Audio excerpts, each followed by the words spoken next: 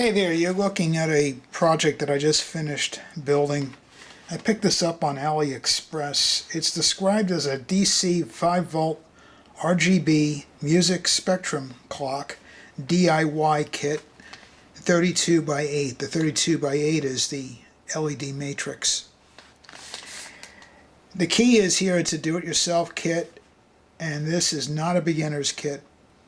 It's fairly involved. There's a lot of soldering to do, and it's all SMD, which is surface mount devices. The capacitors, there's 256 of them that have to be soldered down to the RGB board. And then you have to solder down 256 LEDs. It's a challenge getting all that stuff soldered correctly, because if one LED is not soldered right, the whole thing won't work. It's like a Christmas light string. One bulb can take out the whole string on you. So anyway, there's a few different options on this. It's a nice looking device. You've got a knob on the side that you can push in that cycles between this spectrograph, where when you talk you can see it bounces up and down, and then there's another one here where it just jumps around. You can also turn the knob and you'll get different colors. So here's a purple, a yellow, green, red. It also has multicolors. These are shades of blue. The camera is washing out the colors a little bit. They're much more vibrant in person. Push the button again. You get the different type of a graph. And again, I can change the colors by just turning the knob.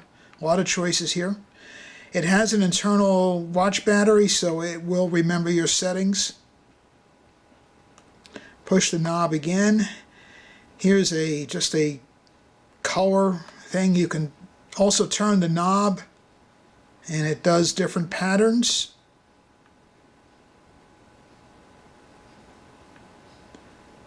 And I'm changing it again. It has a floating heart that flies around, changes color.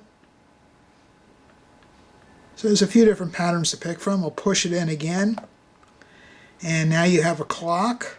The clock, disappointingly, is 24-hour format. I'm disappointed that they don't offer a 12-hour setting. You can also turn the knob here and change the colors. There's quite a few different color patterns to pick from. So there's lots of options here. I like the fact that you can really tune the colors. So here you have the clock with seconds, and again I can turn the knob and pick different color patterns. I think there's some solid colors if you don't want all that vibrating color. And here's a good example. This is a really deep looking blue. The camera makes it look like a whitish color. So it has a much better look in person. Vibrant red. And then some multicolor. Push it again. Now you get a clock, just hours and minutes, with a little icon flying around on the left side. You can turn the knob and you'll get different graphics there.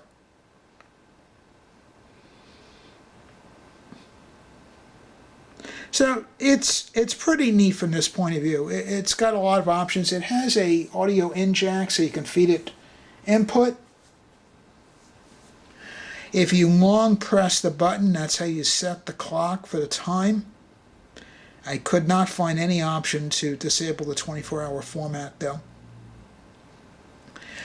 The video past this, I'm going to give you some stills of some of the board assembly. I did not take a video of the actual assembly.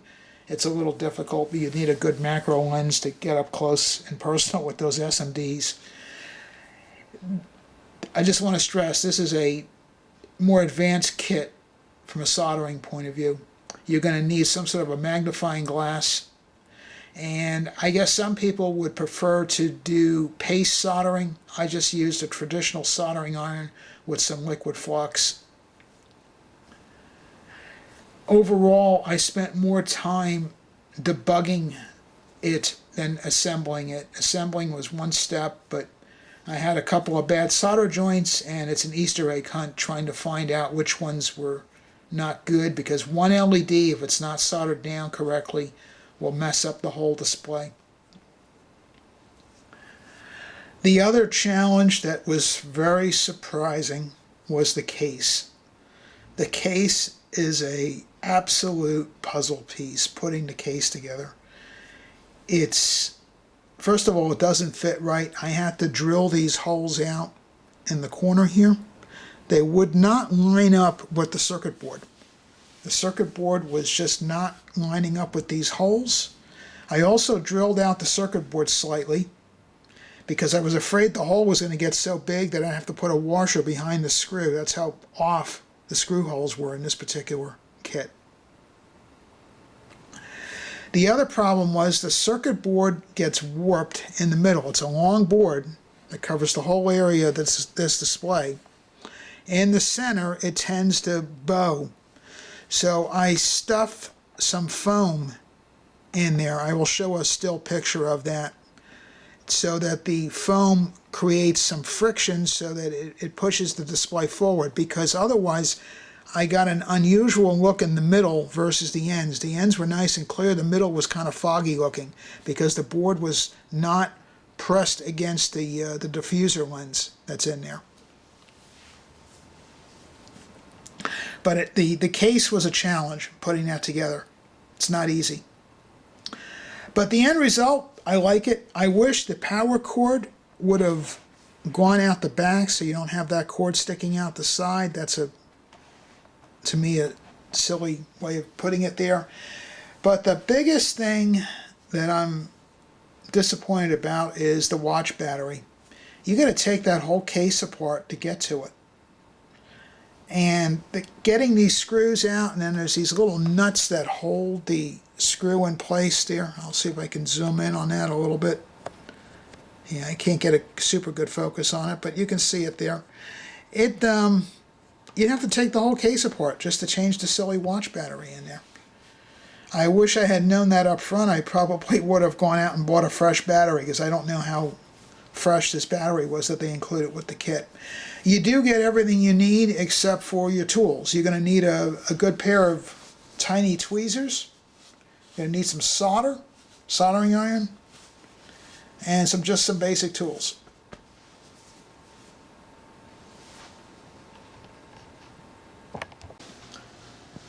Okay, so these are the components for the kit.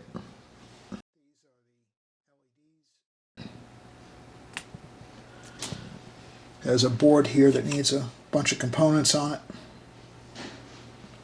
It's well labeled, but I'm still not clear where certain of these components are going to go.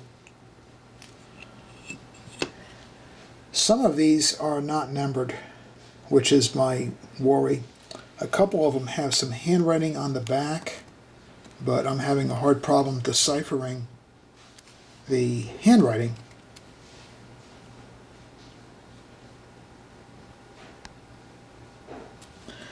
So that's going to be interesting. Oddly enough, this board is pre-assembled. Don't know why they did that.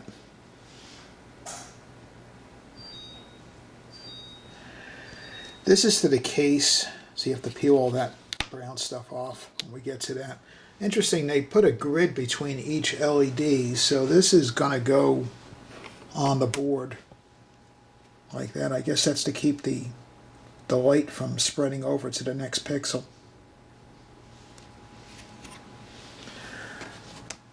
I'm not into solder paste. I've never tried it. I don't know if I want to possibly go that route. I soldered one LED down just to see how difficult it's going to be, and it's not easy. You have to use like a third hand or something to hold it down. And the way the LEDs are, I mean, there's just not a lot of room in there. I'll take a close-up with a camera so you can see it. There's a little marker on the LED. You can see that little indent there. And if we go on the circuit board, you'll see there's a little wiggly here. So I'm assuming the wiggly is where the marker on the LED should be. I'd hate to have found out I soldered them all wrong. but I would have to assume that's how it goes on. So I don't know if I should invest in solder paste and a heat gun. They're all saying you need about 400 degrees centigrade. And I have a heat gun, but it has no temperature control on it, so I would have no idea what this is putting out.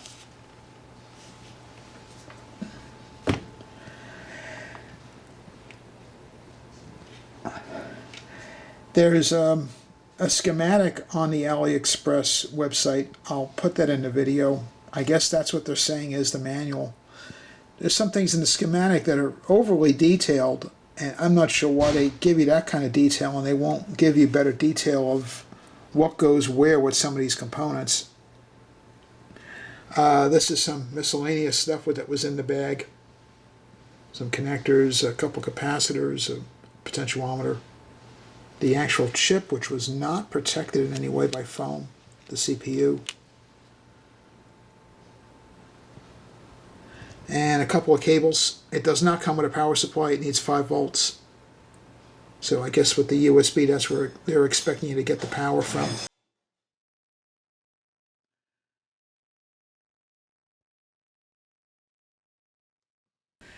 These are the capacitors that have to be soldered down to the RGB board. They're going to go next to each LED. I put a penny in the jar just to show you the size reference. They're very tiny. My best recommendation is to use a pair of tweezers, hold them on one end, and tack them down.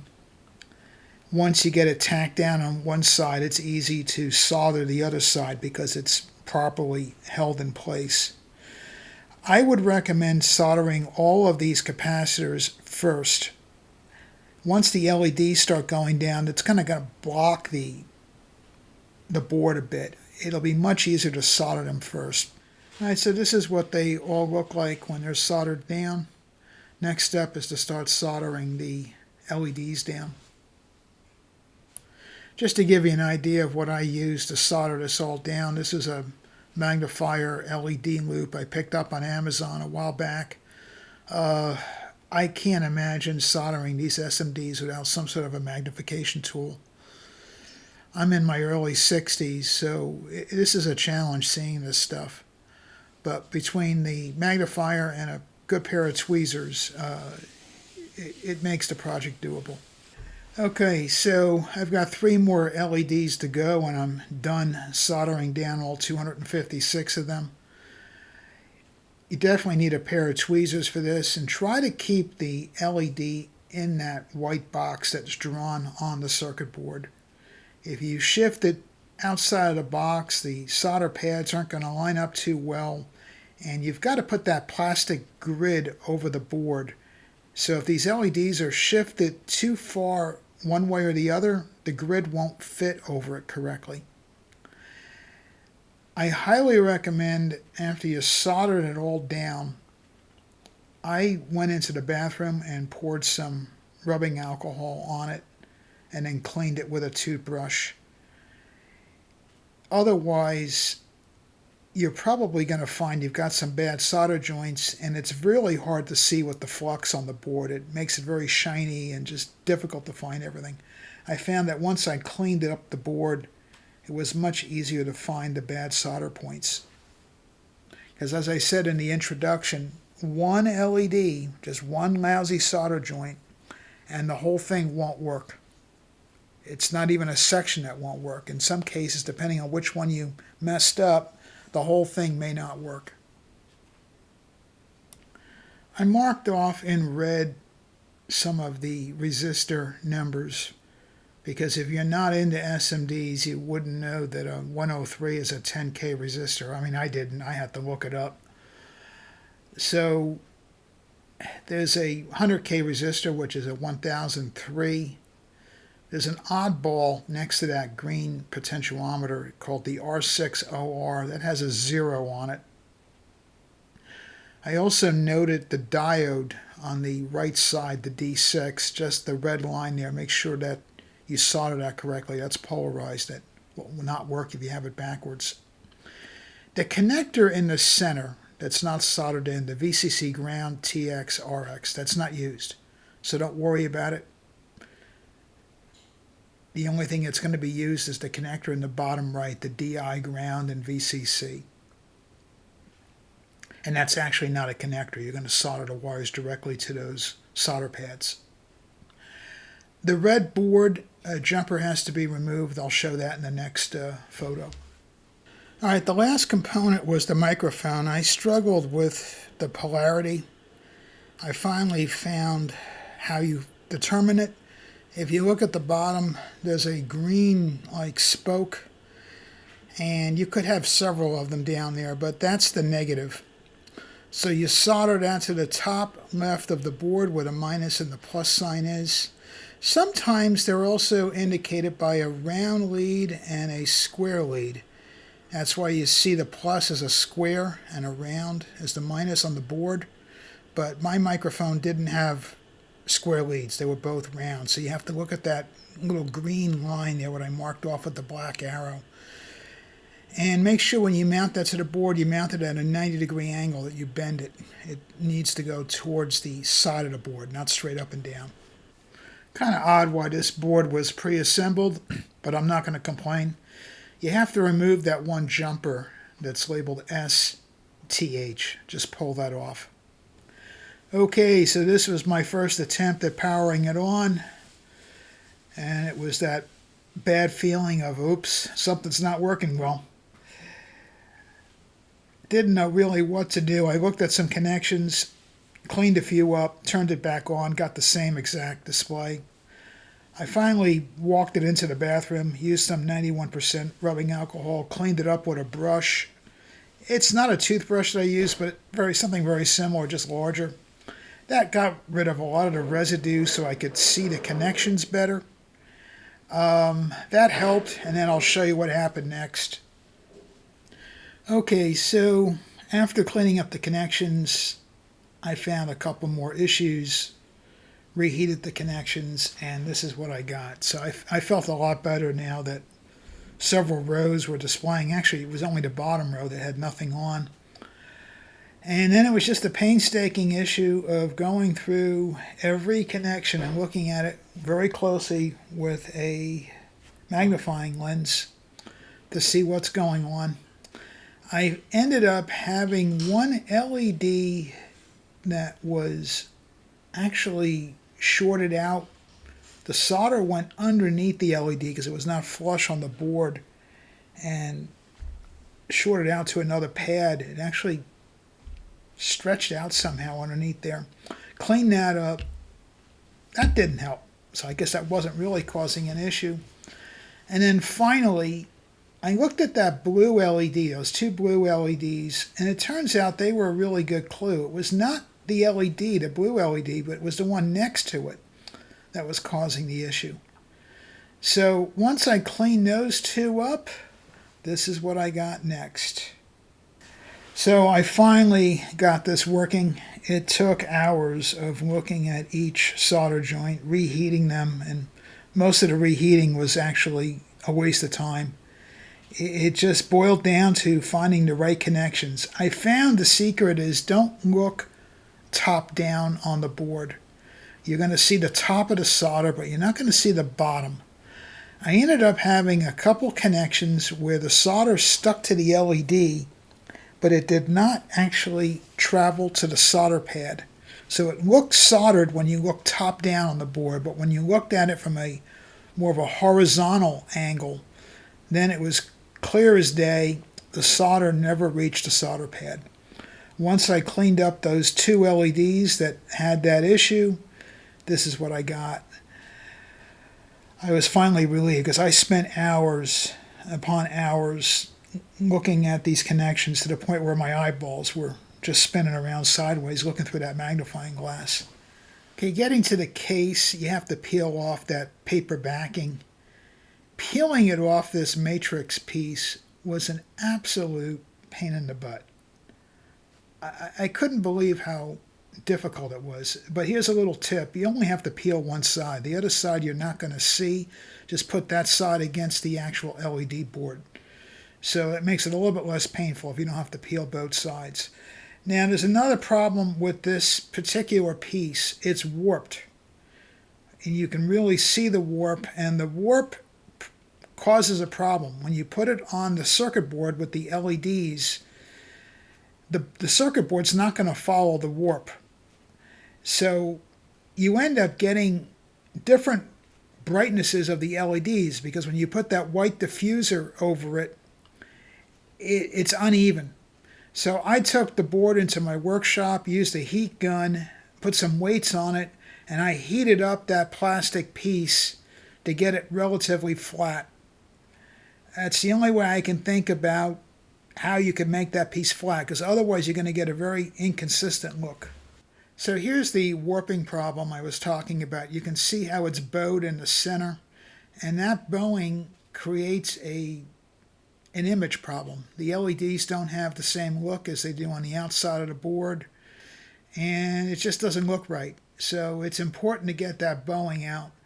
So even though I got that matrix cut out fairly flat, it still bows. So the best solution is to take some packing foam, stick it in the box so that the packing foam causes pressure on the back of that circuit board, and it will keep it flush against the diffuser. So I used some of the packing foam that they used to ship it and came up with the right thickness so that when you close this case up, it'll put some pressure on that circuit board, and it'll keep it flush with the white diffuser that goes on top of that grid. And it worked out really well. You got a nice consistent look now on your LEDs. Now, as far as assembling the case goes, I didn't take any pictures of that, mostly because I was so frustrated assembling it, I totally forgot about the camera. The case doesn't fit right. I had to drill holes out and enlarge them. The top board didn't line up with the circuit board at all. It was very misaligned. It's also just awkward screwing that whole thing together. It's a frustrating part of the build. I really didn't like it at all. And then when I got it together, I realized changing that lithium battery is going to be one pain in the butt, knowing I have to take that whole thing apart to get to it. That's a really bad idea, the way they did that. So to sum things up, I really like it. The only thing that bums me out is this 24-hour format on the time. I really wish there was an option for 12-hour format. During the build, I forgot to mention, they give you quite a few spare LEDs. I counted mine, and I had 26 extra LEDs. You also get a bunch of spare capacitors, which are soldered to the RGB board, and you need a few of those. I work on a carpet, and I'll tell you right now, if you drop one on the carpet, you're never going to find it. So I'm glad they give you plenty of spares, because you need those. Overall, I think it's really neat looking, and I really wish the video camera would pick up the true colors, because it's really a lot nicer in person than what the video camera is showing. I'm not sure if I mentioned it during the video. You do need your own USB power supply. It comes with a USB cable, but you're going to need a 2 amp power supply to drive this.